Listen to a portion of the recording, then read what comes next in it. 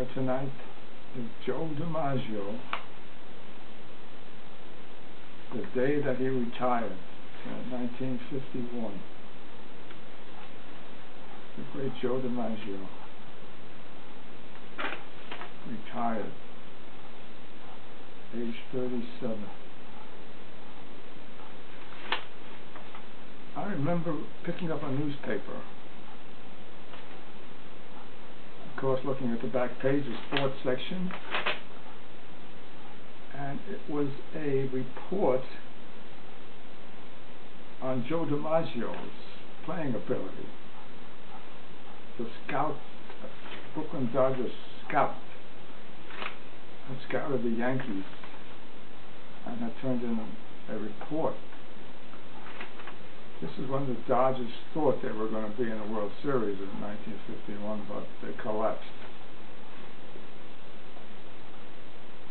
The article said, Joe DiMaggio can't stop quickly and throw hard. Joe DiMaggio cannot take the extra base. Or rather, I take that back. You, the player, can take the extra base on him.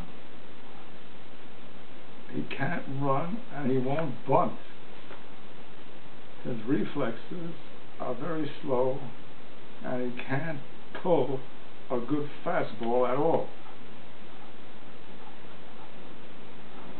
There was criticism of Joe DiMaggio.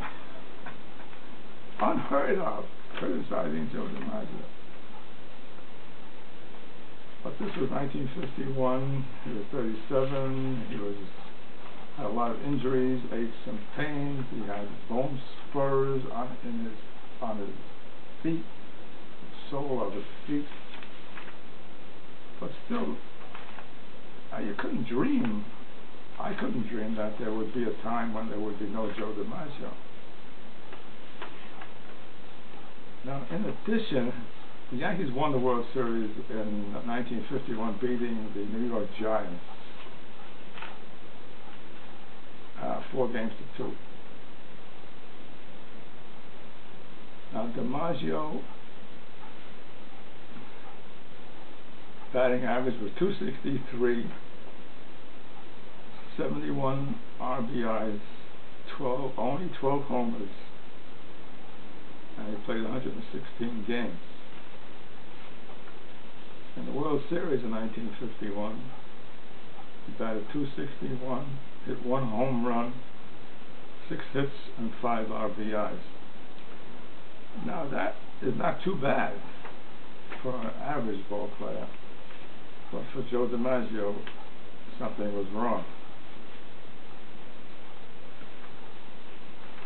And so it continued in the newspapers. DiMaggio had told the reporters that this was going to be his final year. The Yankee management tried to sign him up, a new yearly contract, same pay, $100,000, which at that time was still the highest amount of money given to any baseball player. And they told Joe, you know, you could be a pinch hitter, you can play only at home games. But to Joe DiMaggio, that was exactly what he did not want to do. He did not want to come on as a lame Joe DiMaggio. If he couldn't be the Joe DiMaggio, he didn't want to play at all. And so he made his famous speech. I saw it on the newsreels. It was December 11, 1951. He gave his retirement speech.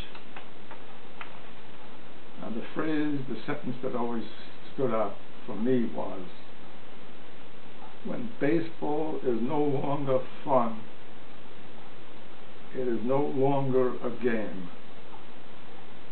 And so I played my last game of ball.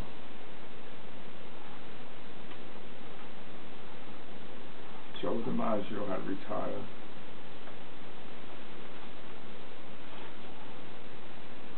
a mystique about Joe DiMaggio, of course. Why his memory lives on, why he's still somehow in the news, a commentary.